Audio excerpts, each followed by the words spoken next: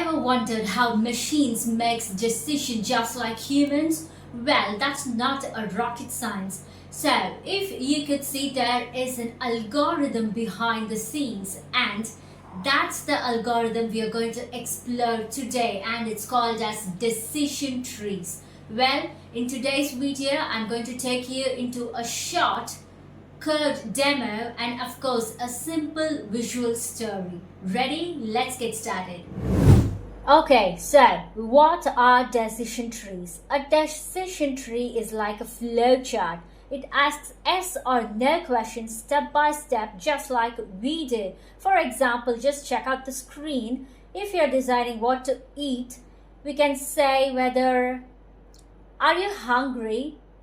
Do you have the ingredients? Well, if you have the ingredients, cook at home. If not, order online. Okay? So next is how a machine learns to decide.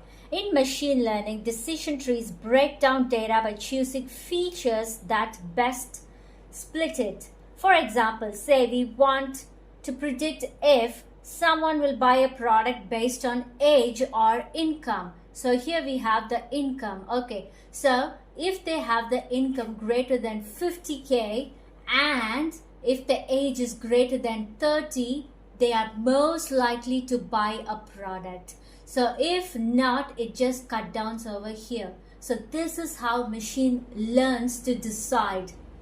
Okay, so here the tree finds the best feature to split first, like maybe the income, then keeps splitting until it makes a decision. Like here is one split, afterwards another split, then yes, it decides.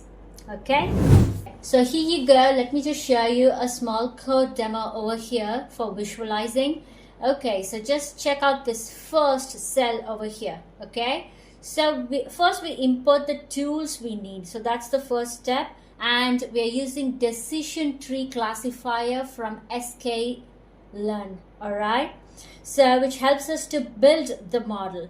And next we are using the plot tree used to draw the decision tree, and of course we are using matplotlib.pyplot for showing the chart.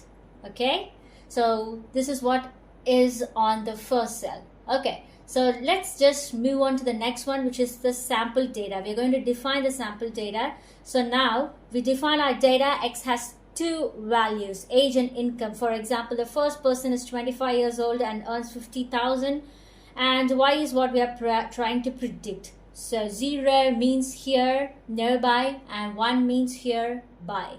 Alright, so this is the sample data we have given. So next one is we are going to train the model. Alright, here we create the decision tree using decision tree classifier. So then we train it to using our data by calling .fit x, y over here. So now the model has learned how age and income relate to buying behavior. Alright, so till now let me just run and show you. Okay, so if you see, so now our model has been trained. Okay, so now let's go ahead and visualize it. So let's draw the decision tree and see what happens. Okay, so if you just see over here, we have just set the figure size. Okay, so we have just set the figure size, then use plot tree to show how the tree makes decision. We also labeled features like age, income, and the classes like no or s. And yes, so this is how it looks like. Alright, so finally we use this one to show and to display the tree. Okay, so this is how your decision tree actually looks like, and this is how the machines get trained. Okay, so next up, real world use cases. So where are these decision trees actually used? So if you go and see over here, it's majorly used on approving credit card applications, diagnosing diseases, recommender systems, and even customer segmentation in marketing. Okay, so let me just tell you a quick example. So if you take an e-commerce tree that predicts customer buying behavior, For example, if income is greater than 60K and viewed greater than 5 products, so that customer will likely purchase the product. Okay, so next one, what are the pros and cons of decision trees? Well, if you take on the pros, maybe it's easy to understand, then visualize and interpretable. So if you take the cons, they overfit if the tree gets too deep and they struggle with very noisy data.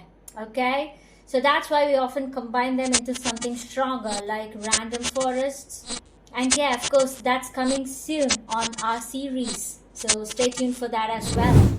Okay, so that's decision tree. It's simple, visual, and super powerful.